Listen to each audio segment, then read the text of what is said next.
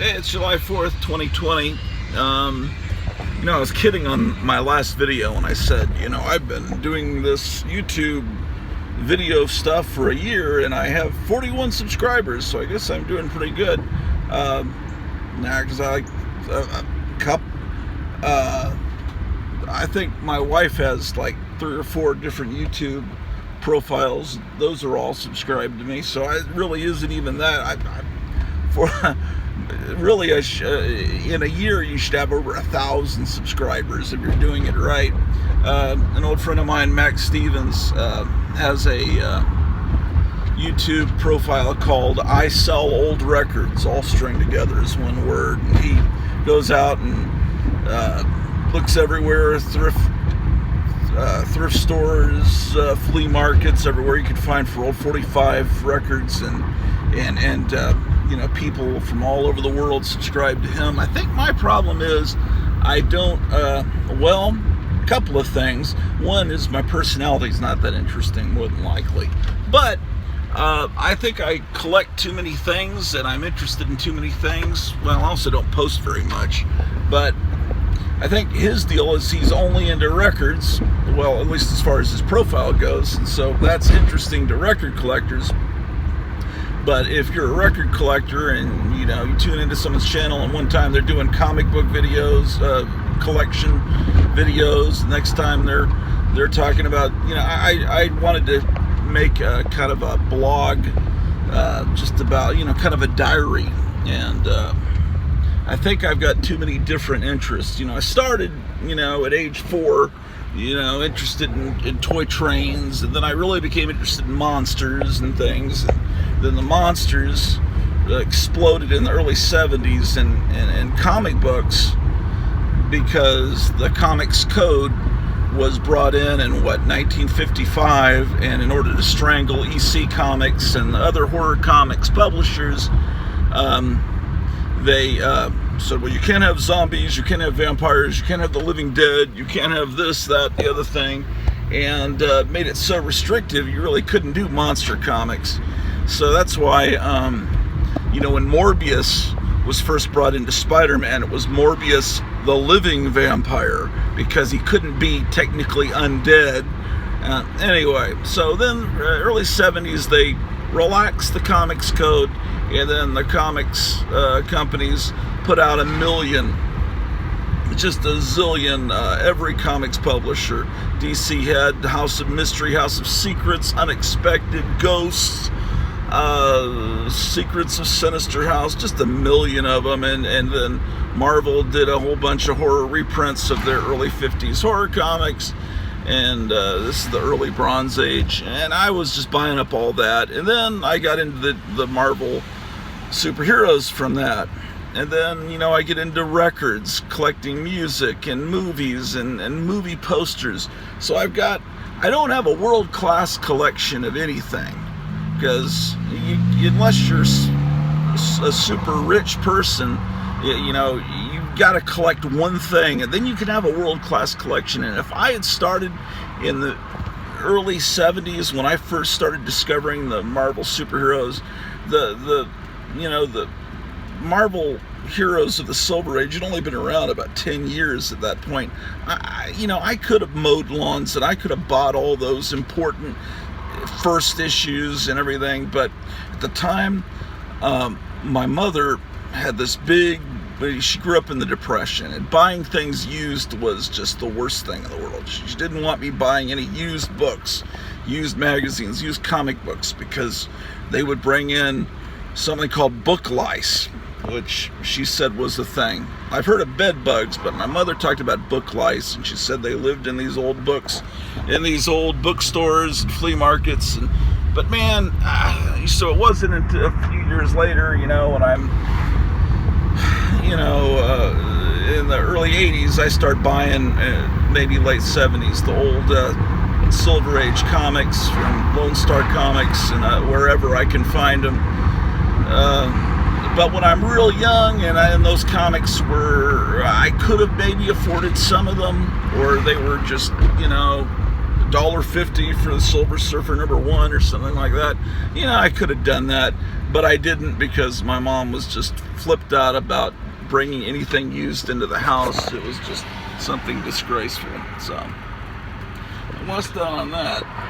Sorry, I'm wearing my wife's sunglasses. I've got a broken blood vessel in my right eye, so I'm seeing floaters float around. It's just really fun. So I've got a doctor's appointment. The doctor says it's not a big deal, but it's, you know, hey, you know, I don't like seeing these floaters. So, anyway, so what else can I say? Monsters are kind of what brought me into everything. The monster boom of the 60s was still going on in the early 70s, and monster model collecting. Oh, that's another thing. Model kit collecting, records, rock and roll, other genres of music, 45s, LPs, then later CDs, and then there was Laserdisc, and there's DVDs, VHS, and insane recording, now DVD, Blu-rays, all this, comic books, magazines, horror magazines, just movie posters, just everything, just so many things that I have collected over the years. And so these are, to me, they're all one thing. To me, it's all kind of rock and roll culture. To me, rock and roll culture is movies, it's comic books, it's rock and roll, it's jukeboxes and pinball machines. To me, all of that is all different parts of the same thing.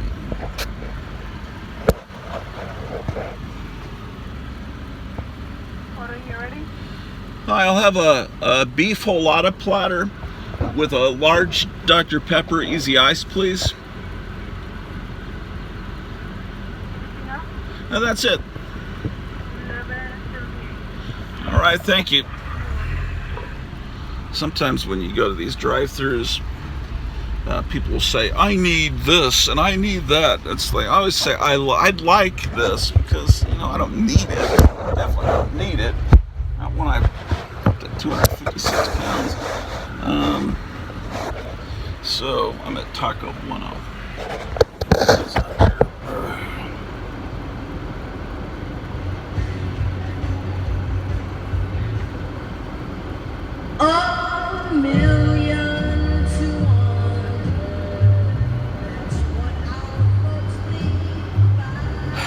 Pardon me.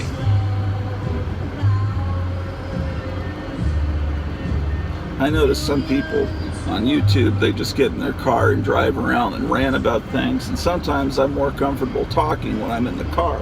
My wife hates it because she doesn't like being in the car, and the car gives her anxiety, so she doesn't want to hear any talking in the car. So, and that's the time when I'm most comfortable talking. Ironic. So,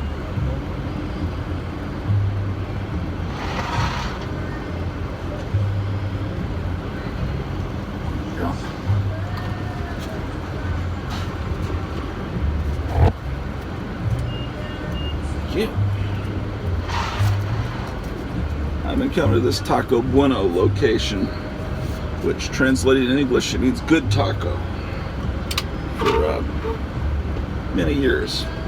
Even got a big chunk of wood this big in my food once, and I still keep coming back.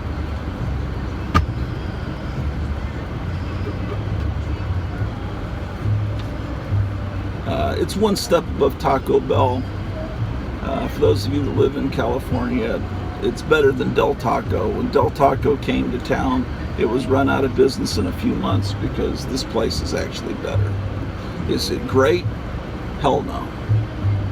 In fact, it's kind of shitty sometimes. Sometimes it'll clean out your system. It says they're now hiring friendly people, so if you want to move here, they might hire you. It says, due to county ordinances, customers are required to wear masks upon entry while maintaining proper social distancing. I'll tell you, what a weird world. I never thought I'd be able to walk into a bank wearing a mask but I've done it several times, and it's a weird feeling. These masks. Every time I see a mask, it just makes me angry. I wear them and all that. I'm not against them. I just... yes, please. Thank you.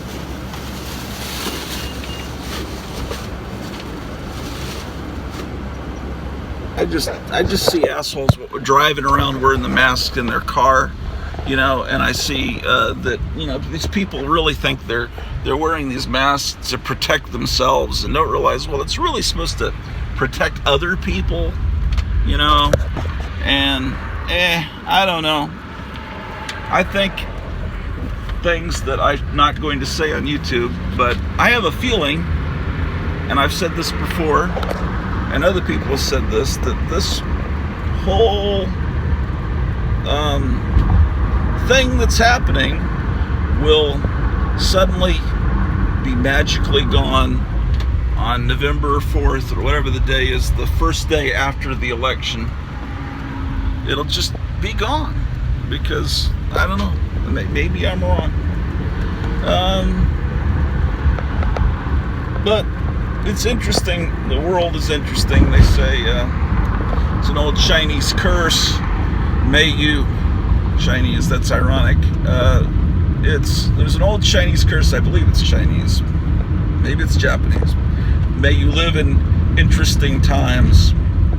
But you don't really want to live in the times that they write about in the history books, because it seems like they always write about the really bad times in the history books. You have 20, 30 years of prosperity and peace. It's not interesting. It's not going to get anywhere. It's not going to be in the textbooks at all. And I guess being born in 1965, I lucked out in that there were no wars that I could have been drafted into, and now at age 55, I'm too old to be drafted. So didn't live through any depressions. I lived through an oil crisis in the early 70s, but I didn't drive then, so it wasn't a big deal. I lived through a recession and going off the gold standard. So I did see comic books. The first comic book I bought was 15 cents off the rack, and my older brothers were buying them when they were 12 cents.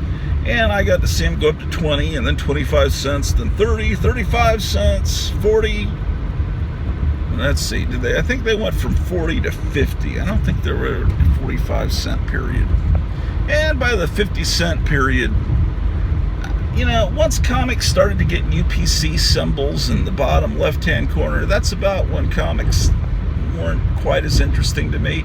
And I don't think it was because I was growing up. I think the comics are changing. And by the late 80s, and definitely into the 90s, the 90s were, to me, an appalling time for comics. And some of the artists were terrible. And I know a lot of you guys got into comics in the 90s, and you have wonderful memories of all this stuff. But that was when all comics were promoted as a collectible on the Home Shopping Network and this and that, and they put out all these covers that were embossed, and these different variant covers, and covers that shined and were raised like a greeting card, and it had no interest in me. And then yeah, that's what kind of drove me away, other than Kingdom Come. I remember that came out in the late 90s, and Alex Ross came along, and he was interesting. And then some of these other artists like Mike Allred and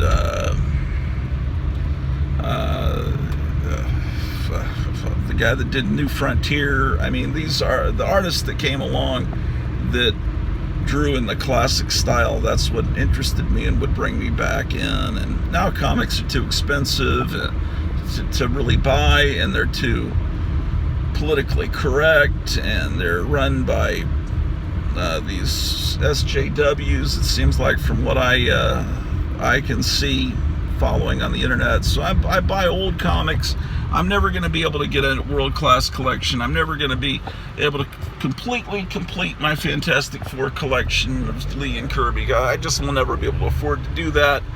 But I'll buy what I like and things, and buy records when I can. But I'm never going to have a world-class collection or something that's going to give me 50 million subscribers. But hopefully I can get 1,000 subscribers. Maybe you can talk people into subscribing so that I can go live, because I like to do live discussions and talk with people live. I think that would be interesting. This is I've got an actual cloth mask now that my wife bought me. It's horrible. On a hot day, when it's, Texas, it can get to be 100 or more degrees, and then you keep the mask in your car and you put it on in the heat, and the mask is hot, and I don't know, not good, but it's what we got to do because we're all in this together. We're all in this together. Okay, now the challenge of getting into the house.